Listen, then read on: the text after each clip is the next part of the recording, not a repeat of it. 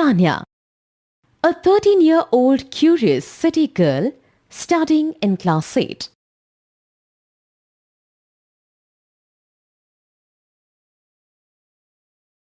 Mummy, Sanya's mother, who facilitates them in understanding different concepts. Kabir, Sanya's 14-year-old brother, who helps her contemplate things and perform various activities.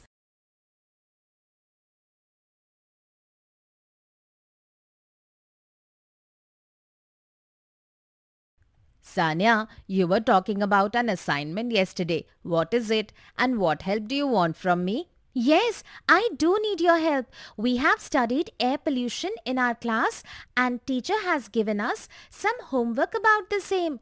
So what do we need to do?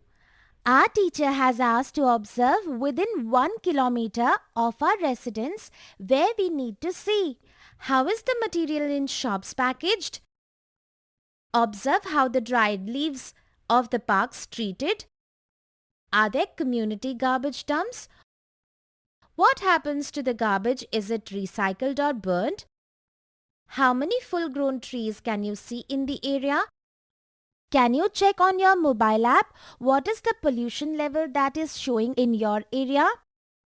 These are all the things we have to observe and note.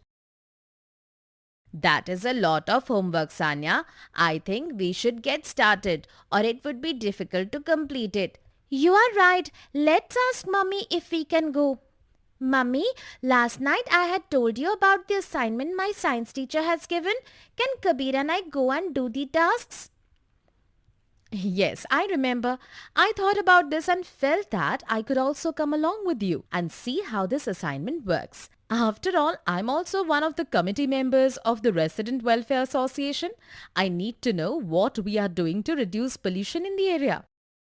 This is great. Let us go. It will be like a mini picnic around the block. I will get water bottles and 2 umbrellas. Friends, come along with us and let us explore our neighborhood. Let us go to the park first since it is closest to our home. Look on your right side. The dried leaves that had fallen from the tree have been collected and are being burnt. Sanya, can you tell the name of one harmful chemical that is released when leaves are burnt? I know, carbon monoxide. Friends, do you remember the combustion process of leaves from chapter 6? What is the residue of the process? You are right. Smoke, flame, ash. This is not the right process. We should be composting these leaves to create manure. I will make a note and talk to the committee about this. Let us see how the garbage collection process works. Let us go. At our place, the garbage collectors from municipality come at our doors to collect garbage daily. But what happens after that? Let us ask the staff. They might tell us. The garbage collectors from municipality said that they only segregate materials like iron, plastic and wood from the garbage dump. Wet and solid waste segregation is not possible because people at their homes don't segregate them, so all of it get mixed up. Even organic waste like leftover fruits, food from hotels and vegetables is dumped here, which gets mixed with the other garbage. Most importantly, all of this waste is sent to a dumping yard where only a fraction of it is processed. Rest is burned. Do you know how much metric ton of waste is produced in a city daily? Wait, let me think. I had read it somewhere. Is it between 8,000 to 9,000 metric tons per day? Absolutely right. Friends, just think about this. If 1 metric ton means 1000 kg, then how much would 9000 metric tons be? And how much pollution that would cause if burnt? This is really scary situation. Let us see what are the shops in our community selling. I can observe that most of them are selling general day-to-day things like pulses, rice, milk, clothes, etc. But the packaging of all these products is in plastic. Rightly observed. That is true. Whenever I buy chips or a cold drink, it comes in a packaging of plastic wrap or bottle. And after eating the chips, I throw the wrapper in the dustbin. It may never be recycled. Friends, now we know that whatever we eat or drink has a consequence on our nature. That is why I keep asking to not eat so many chips and drink cold drinks. It is bad for your health and for nature too. I will keep that in mind from now on. Kabir, Mummy, look at this huge building. It looks like it is a factory. Sanya, you are partially right.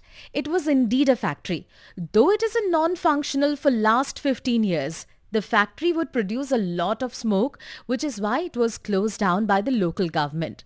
Yes, our teacher was talking about how Taj Mahal had begun to lose its shine because of similar factory pollutants like sulfur dioxide and nitrogen dioxide. This also caused acid rain.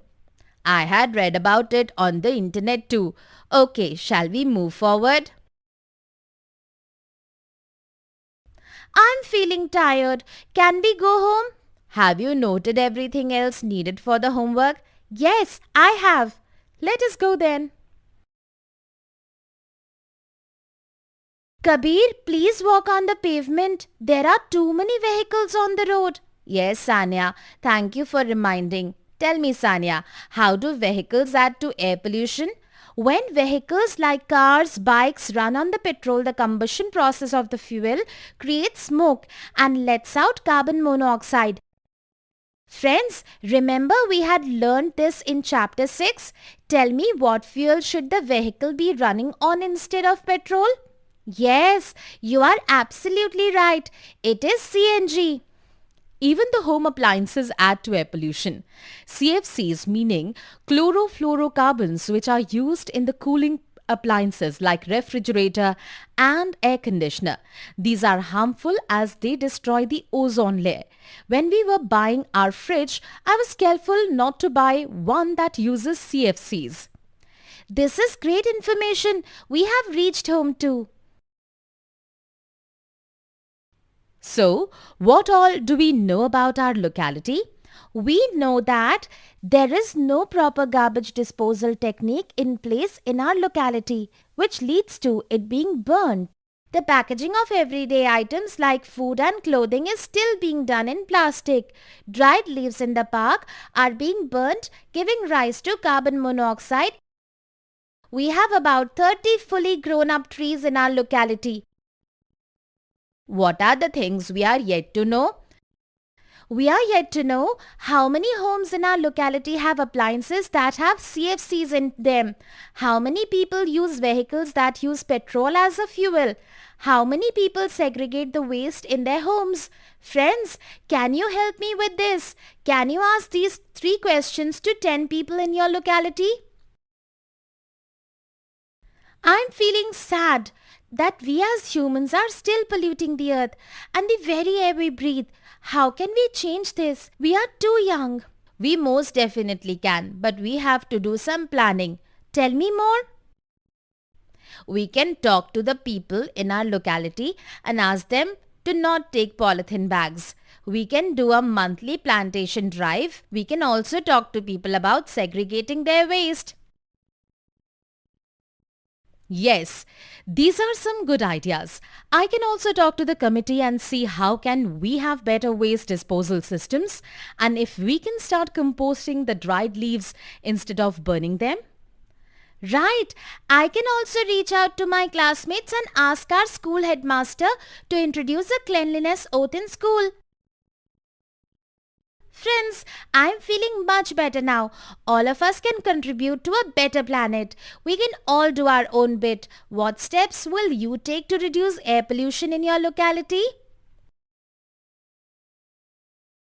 We learned that air pollution is a serious problem and it can cause serious health issues.